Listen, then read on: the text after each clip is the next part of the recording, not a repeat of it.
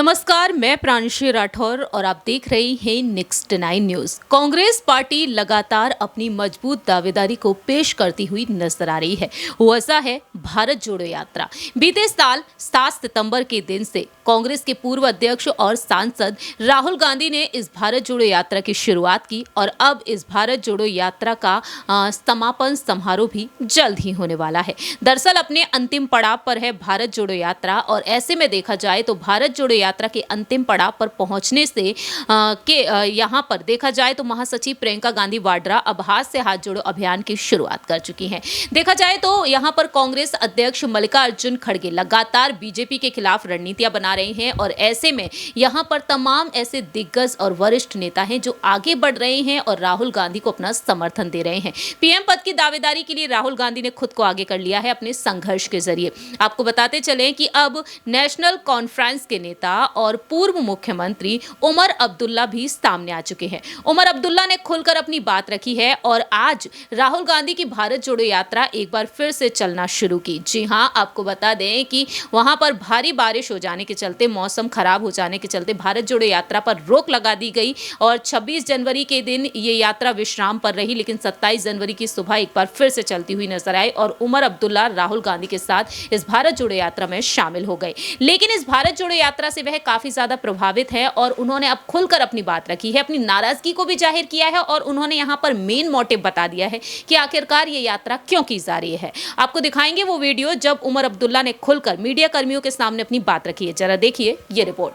पैगाम है वो इतना ही ज्यादा जरूरी जम्मू कश्मीर के लिए है जितना बाकी मुल्क के लिए है।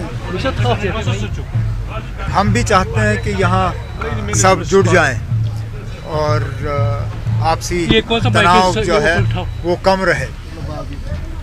कश्मीर में बाकी मुल्क के मुकाबले जमहूरियत की भी कमी है और ऐसे हालात में इस तरह की जो एक मूवमेंट, पीपल्स मूवमेंट जो है, ये और ज़्यादा मायने रखती है। कश्मीर में भी बाकी मुल्क में तो हमने इस यात्रा को देख के बहुत ज़्यादा हलचल देखा है। कश्मीर में भी बहुत उत्साह है और काफ़ी जोश है लोगों में इस यात्रा को लेके और मैं उम्मीद कर रहा हूँ कि 30 तारीख को जब इस यात्रा का क्लोजिंग सेरेमनी होगा तो अच्छी खासी तादाद में लोग उसमें शिरकत करेंगे। क्या आप मानते हैं कि राहुल गांधी की जो ओवरऑल इमेज है वो भी इस यात्रा से काफ़ी चेंज हुई है? जनाब, मुझे नहीं लगता है कि राहुल गांधी जी ने ये यात्रा अपनी इमेज को बदलने के लिए किया। जहाँ तक मैं राहुल को जानता हूँ, अगर उसने इस यात्रा को लीड किया वो सिर्फ इसलिए किया कि वो वाकई भारत को जोड़ना चाहते हैं। वो परेशान हैं इन ये आज के हालात देख के और हम में से ऐसे बहुत सारे लोग हैं जो आज के भारत के हालात को देख के परेशान हैं। जिस तरह के मजहबी तनाव पैदा करने की कोशिश की जाती है, जिस तरह के माइनॉरिटीज़ को टारगेट करने की कोशिश की जाती है। देखिए ना, इतना बड़ा मुल्क, इतनी बड़ी मुसलमान आबादी, लेकिन आज गवर्नमेंट के तरफ से, रूलिंग पार्टी के तरफ से एक भी मेंबर पार्लियामेंट मुसलमान नहीं है, लोकसभा में भी और राज्यसभा में भी। ये शायद आज़ादी के बाद पहली मर्तबा है कि हिंदुस्तान की हुकूमत में 15% आबादी का कोई नुमाइंदा नहीं है। इसी से आपको पता चल जाता है कि ये कहें जो कहें, ये लाख कोशिश करें अपनी दोस्ती अरब मुल्कों के साथ बनाने की और ये बनाते भी हैं, लेकिन जो असली हालात मुसलमानों के हैं वो आपको हुकूमत देख के पता चल जाता है। जिस हुकूमत में कोई मुसलमान नहीं, उसी से आपको पता चल जाता है कि इनका रवैया क्या है। तो जो आपने सवाल पूछा, ये यात्रा राहुल गांधी जी ने अपनी इमेज को बनाने के लिए नहीं किया। ये यात्रा अगर राहुल गांधी जी ने निकाला तो मुल्क के हालात को बेहतर करने में, इसलिए हम जुड़े हैं। हम यहाँ किसी एक फर्द की इमेज के लिए नहीं, इस मुल्क की इमेज के लिए हम एक साथ आए हैं। तो स्टेटहुड रेस्टोरेशन की बात की राहुल गांधी ने, लेकिन आर्टिकल 370 के हवाले से कुछ देखना, ये वो कांग्रेस की अंदरूनी बातचीत है।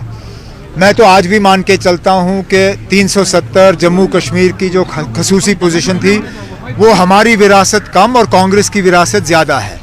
लेकिन कांग्रेस इसमें क्या रोल अदा करेगी, उनकी सियासी सोच क्या रहेगी, मैं उसमें ज़्यादा कुछ कहना नहीं चाहता हूँ। जहाँ तक स्टेटहुड का सवाल है, स्टेटहुड तो हमसे कभी छीना नहीं जाना चाहिए था। कोई जवाजियत नहीं थी जम्मू कश्मीर को यूटी बनाने, लेकिन बना दिया। अब हम इंतज़ार कर रहे हैं कि जल्द से जल्द हमें दोबारा स्टेटहुड हासिल हो। 370 की लड़ाई हम अदालत से में लड़ेंगे और हमें उम्मीद है कि जिस तरह हुकूमत कोशिश कर रही है कि अदालत में सुनवाई ना हो, उसी से हमें पता चल जाता है कि हमारा केस जो है वो इनके मुकाबले बहुत ज़्यादा मजबूत है। सर, चुनाव में भी जाएगी क्या एनसी और कांग्रेस, या सिर्फ यात्रा? नहीं, आप चुनाव कभी आपने सुना है? चुनाव है, चुनाव कब होंगे ना? 8 साल हो गए चुनाव नहीं हुए यहाँ पे, 8 साल। ये पहली मर्तबा है कि इतना लंबा अरसा रहा है असेंबली इलेक्शन में। ये तो मिलिटेंसी के सबसे खराब दिनों में भी हमने इस तरह के हालात नहीं देखे।